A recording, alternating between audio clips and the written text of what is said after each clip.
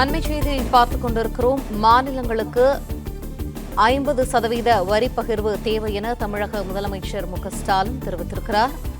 மாநிலங்களுக்கு மத்திய அரசின் வரிகளில் 50% பகிர்வை நிதி ஆயோக் கூட்டத்தில் வலியுறுத்தியிருப்பதாக தமிழக முதலமைச்சர் மு.க.ஸ்டாலின் தெரிவித்திருக்கிறார்.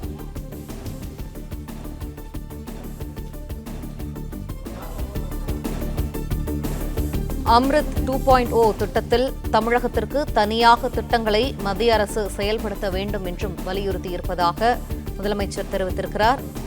மாநிலங்களுக்கு மத்திய அரசின் வரிகளில் 50% பகிர்வை நிதி ஆயோக் கூட்டத்தில் வலியுறுத்தியிருப்பதாக தெரிவித்திருக்கிறார். டெல்லியில் நடைபெறக்கூடிய நிதி ஆயோக் கூட்டத்தில் பங்கேற்பதற்காக தமிழக முதலமைச்சர் மு.க.ஸ்டாலின் நேற்றைய தினம் டெல்லி பயணம் செய்திருந்தார்.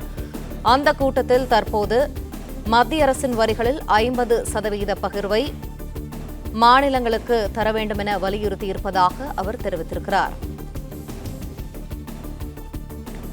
மேலும் கங்கையை தூய்மைப்படுத்தும் திட்டத்தைப் போல காவிரி, வைகை, தாமிரபரணி ஆகிய நதிகளுக்கும் திட்டங்களை வகுக்க வேண்டும் என்று முதல்வர் தெரிவித்திருக்கிறார். இது தொடர்பான மேலும் கூடுதல் தகவல்களை எமது செய்தியாளர் மாணிக்கம் வழங்க கேட்போம். மாணிக்கம், விரிவான தகவல்களை பகிர்ந்து.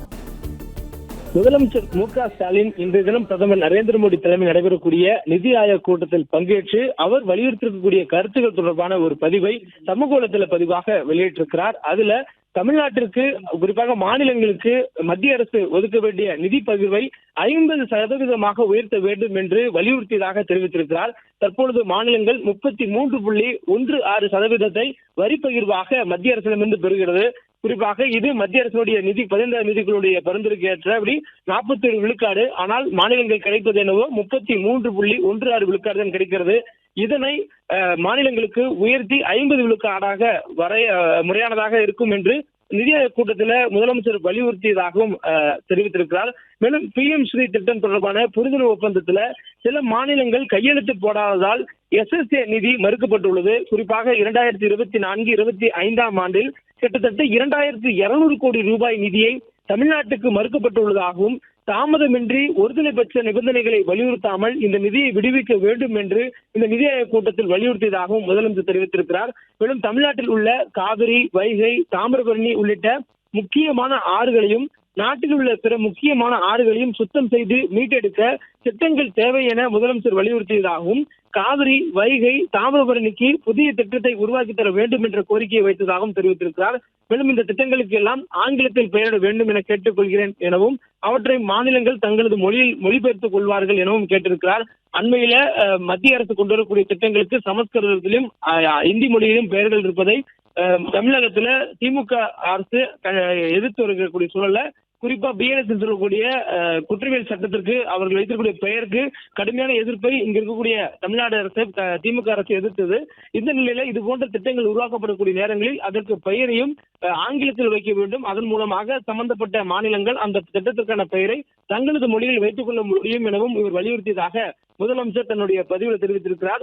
மேலும் நாட்டில் உள்ள நகர்ப்புறங்களில் மேம்பாட்டிற்கு பெருமளவிலான நிதியை கொண்ட ஒரு பெரிய திட்டம் மிகவும் அவசியம் எனவும், சிறந்த உட்கட்டமைப்பு இயக்கம் மற்றும் சுகாதாரத்தை மையமாக கொண்ட ஒரு புதிய நகர்ப்புற மறுமலர்ச்சி திட்டத்தை உருவாக்குவது அவசர தேவை எனவும் வலியுறுத்தியதாகவும், இது போன்ற ஒரு திட்டத்தை விரைவில் மத்திய அரசு உருவாக்கிட வேண்டும் எனவும் நிதி ஆயோக் கூட்டத்தில் முதலமைச்சர் மு.க.ஸ்டாலின் வலியுறுத்தியதாக தனது சமூக வலைதள பதிவுகளில் வெளியிட்டிருக்கிறார்.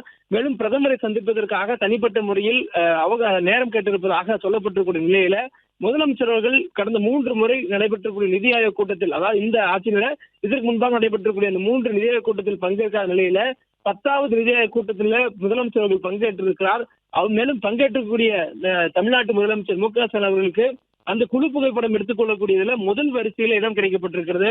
பாரதிய ஜனதா கட்சியினுடைய கூட்டணியில் இருக்கக்கூடிய மாநில முதலமைச்சர்கள் இருக்கக்கூடிய இடங்கள்ல தமிழகத்துல எதிர்கட்சியில இருக்கக்கூடிய மாநில முதலமைச்சராக இருந்தாலும் அவருக்கு முதல் வரிசையில இடம் கொடுக்கப்பட்டிருக்கிறது. குறிப்பா பிரதமர் மோடி, அவருக்கு அடுத்தபடியாக பாதுகாப்புத்துறை அமைச்சர், அவருக்கு அடுத்தபடியாக நிதி அமைச்சர், அதற்கு அடுத்தபடியாக தமிழ்நாடு முதலமைச்சர் என்று மாநில முதலமைச்சர்கள முதல் வரிசையில முதலிடமாக நமது தமிழ்நாடு முதலமைச்சருக்கும் இந்த நிதி ஆயோக் கூட்டத்தினுடைய குழு புறவிடங்களில் இடம் கொடுக்கப்பட்டிருக்கிறது. மேலும் இந்த முறை முதலமைச்சர் தமிழ்நாட்டினுடைய நலனுக்காக நிதிகளை கேட்டு பெறுவதற்காக இந்த கூட்டத்திற்கு செல்வதாகவும் எதிர்க்கட்சிகளுடைய விமர்சனத்துக்கு பதிலாக முதலமைச்சரும் துணை முதலமைச்சரும் வைத்திருக்கக்கூடிய சூழல்ல இன்றைய தினம் இந்த நிதி ஆயோக் கூட்டத்தில் என்ன வகையான கொள்கைகளையும் கோரிக்கைகளையும் முன்வைத்தேன் என்பதை முதலமைச்சர் தெரிவிக்கும் விதமாக தனது சமூக வலைதள பக்கத்தில் இந்த கருத்துக்களை பதிவிட்டிருக்கிறார். மேலும் இதில் முக்கியமாக இந்த 4 திட்டங்களை முதலமைச்சர் வலியுறுத்தியதாக சொல்லப்பட்டிருக்கிறது. ஒன்று, மாநிலங்களுக்கு வழங்கக்கூடிய அந்த நிதி பகிர்வை உயர்த்தி வழங்க வேண்டும். தற்பொழுது 33.16% என்று இருக்கக்கூடிய அந்த வரி பகிர்வு விகிதத்தை 50% உயர்த்த வேண்டும் என்ற ஒரு கோரிக்கை. மற்றொன்று, பள்ளி கல்வித்துறைக்கு வழங்கக்கூடிய அந்த SSA நிதி மறுக்கப்பட்டிருக்கிறது, அதனை விடுவிக்க வேண்டும் என்ற ஒரு கோரிக்கை. மூன்றாவது, நதிநீர் திட்டங்களை, அதாவது ஆறுகளை சுத்தப்படுத்தக்கூடிய திட்டங்களை கொண்டு வர வேண்டும், அந்த திட்டங்களுக்கு ஆங்கிலத்தில் பெயர் வைக்க வேண்டும் என்ற கோரிக்கை.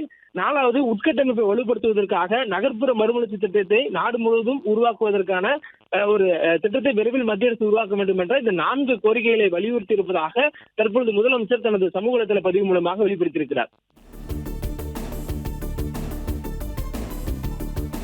நன்றி மாணிக்கம், விரிவான தகவல்களை வழங்கியமைக்கு. பிளே ஸ்டோர் மற்றும் ஆப் ஸ்டோரில் இருந்து பாலிமர் செயலியை QR கோடு மூலம் பதிவிறக்கம் செய்யுங்கள். செய்திகளை உடனுக்குடன் பெறுங்கள்.